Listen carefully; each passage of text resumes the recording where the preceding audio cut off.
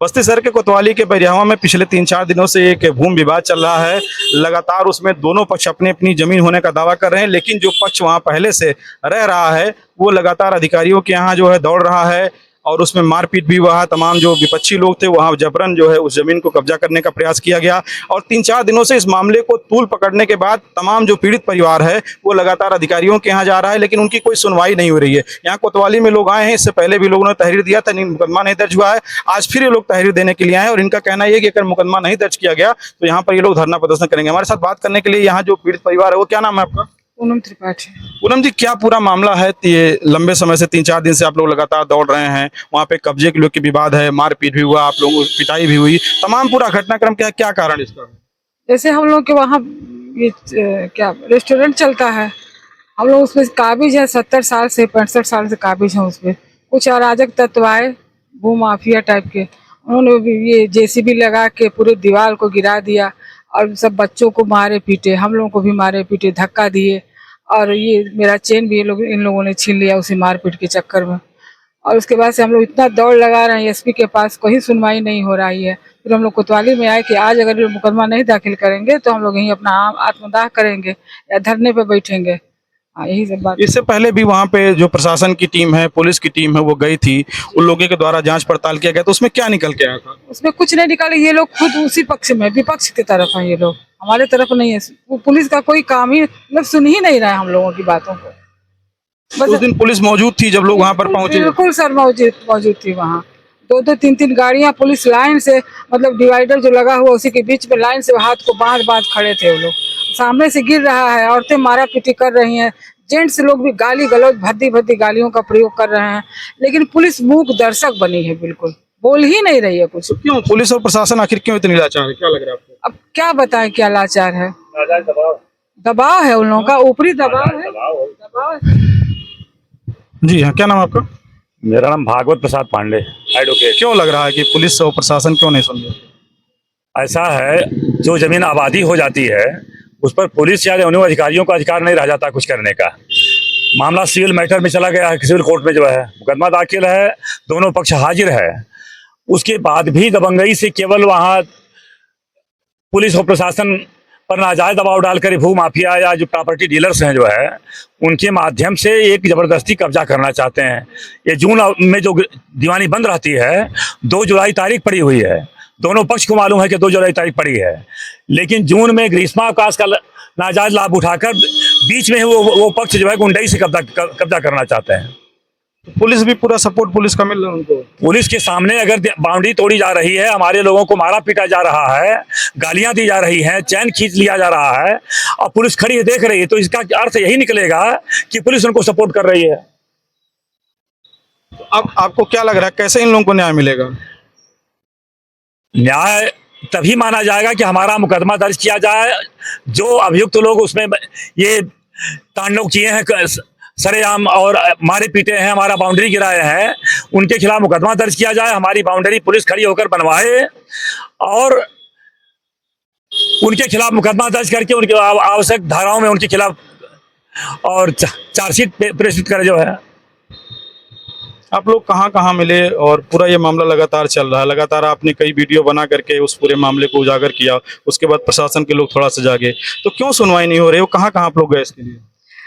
Sir, हम लोग इसके लिए कितने दिनों से दौड़ रहे हैं। पुलिस प्रशासन की मौजूदगी में हम लोग के साथ इतनी अभद्रता हुई, पुलिस प्रशासन की मौजूदगी में इलीगल तरीके से हमारी इस बाउंड्री को तोड़ दिया गया, हमारे घर को गिरा दिया गया, हमारे मकान को गिरा दिया गया और हमारे साथ जोर जबरदस्ती बदतमीजी की गई, मारपीट हुई। लेकिन उसके बाद भी पुलिस प्रशासन के लोग वहां मौजूद थे, फिर भी उन्होंने कोई कार्यवाही नहीं की। रात में हमारे साथ जो है फायरिंग हुई, हमारे ऊपर जो है हमला हुआ, लेकिन उसके बावजूद भी जब मैंने 112 के पास कॉल किया तब पुलिस आई, पुलिस ने कुछ नहीं किया, पुलिस ने कोई एक्शन नहीं लिया। पुलिस सिर्फ और सिर्फ वहां पे खड़ी होकर देख रही थी। 112 के पास कॉल करने के बाद उनकी 2 गाड़ियां खड़ी हैं, जिसका साक्ष्य मेरे पास मौजूद है। वो पुलिस सिर्फ वहां पे खड़ी होकर देख रही थी, उन्होंने कुछ नहीं किया। जब उसके बाद फिर मैंने वुमेन हेल्पलाइन नंबर पे जब मैंने कॉल किया, जब मैंने 1090 पे कॉल किया, जब उस पे कॉल करने के बाद पुलिस बाहर निकलती है और बाहर निकलने के बाद सिर्फ और सिर्फ खड़ी होकर देखती है। उसके बाद भी पुलिस कोई एक्शन नहीं लेती है, कुछ नहीं करती है। बल्कि पुलिस के सामने ही हमें गाली दी जाती है, हमें जो है मारा पीटा जाता है, लेकिन पुलिस कुछ नहीं करती है। उल्टा हमें जो है घर से घसीटते हुए हमें जो हमारे जो है रात के 2 बजे, जो कि इलीगल तरीके से हमें रात के 2 बजे हमारे घर से जो है घसीटते हुए हमें थाने लेकर आती है और हमें यहाँ पे जो है बैठाए रखती है और 5 बजे सुबह हमें छोड़ती है यहाँ से। मैंने उस रात को एप्लीकेशन एक लिख के दिया था, जिस एप्लीकेशन पे आज तक कोई सुनवाई नहीं हुई है, आज तक उस पर कोई कार्यवाही नहीं की गई है। जो विपक्षी जिन्होंने हमारे खिलाफ ये सारी जो है साजिश की, जिन्होंने हमें जान से मारने की धमकी दी, जिन्होंने हमारे ऊपर ये जो है अत्याचार किया, वो लोग आज भी हमें धमकियां दे रहे हैं, हमें लगातार धमकियां मिल रही हैं। वो लोग तरीके से धमकियां दे रहे हो?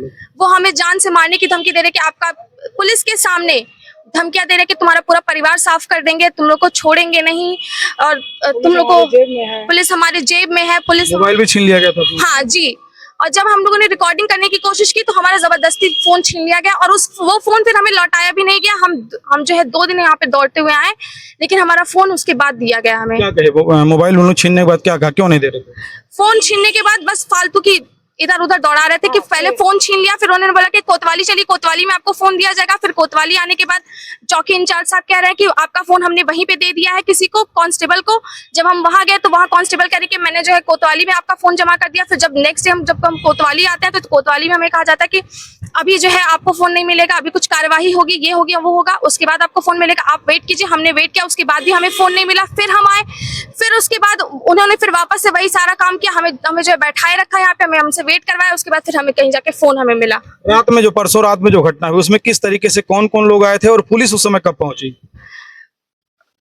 मतलब जब रात में जब वहाँ पे लोग तोड़ने के लिए पहुंचे, फिर पत्थर चलाए लोग, अद्दा चलाए, उसमें आप लोग चोटिल भी हुए, तो उसमें कौन कौन लोग आए थे और पुलिस कितनी देर बाद पहुंची थी? और उनकी जो परिवार की कुछ महिलाएं भी होंगी, वो सब लोग मौजूद थे वहाँ पे, और उन लोगों ने हम पे हमला किया। हमारे पास उसका साक्ष्य मौजूद है। हमारे पास जब साक्ष्य मौजूद होने के बावजूद भी हमारी सुनवाई क्यों नहीं की जा रही है? हम 50 बार यहाँ पे कोतवाली दौड़ के आ रहे हैं, अगर मैंने एप्लीकेशन दिया है तो मेरे एप्लीकेशन पे कार्यवाही क्यों नहीं हो रही है? क्यों नहीं पता किया जा रहा है कि आखिरकार वहाँ पे इतनी पुलिस फोर्स, वहाँ पे जो ये हमला हुआ वो अभी जो हमलावर है वो अभी तक क्यों खुलेआम घूम रहे हैं?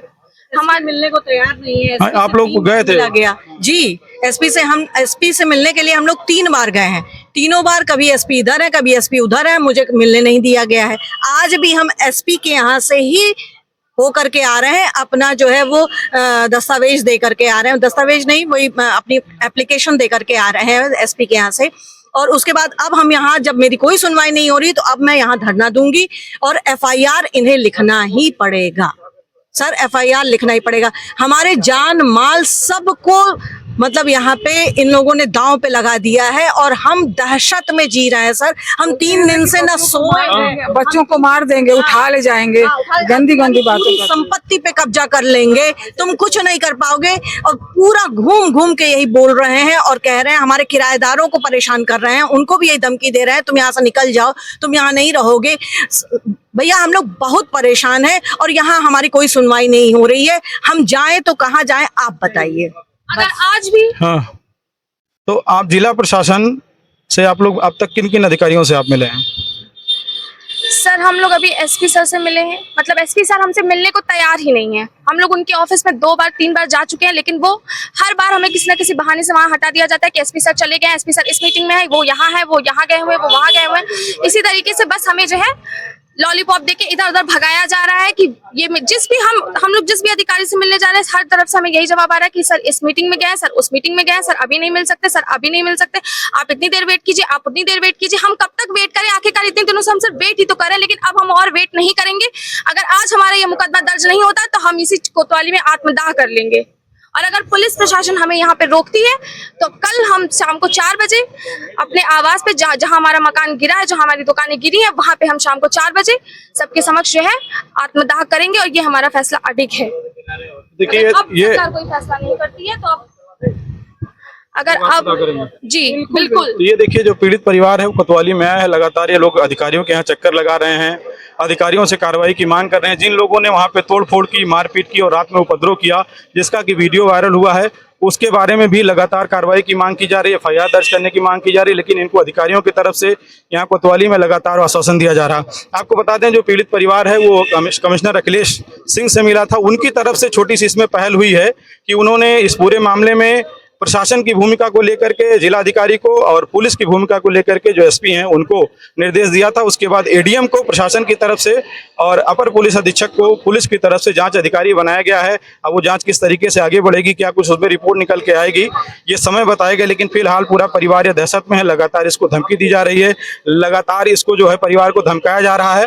और अब पूरे मामले में जो पीड़ित परिवार है वो यहाँ पे कोतवाली में पहुंचा है और इसका साफ तौर पर कहना, अगर इनको न्याय नहीं मिलेगा तो ये लोग आत्मदाह करेंगे, यहाँ पर धरना प्रदर्शन करेंगे। कैमरा पर्सन हरी के साथ PTC लाइव के लिए बस्ती से विवेक कुमार मिश्र।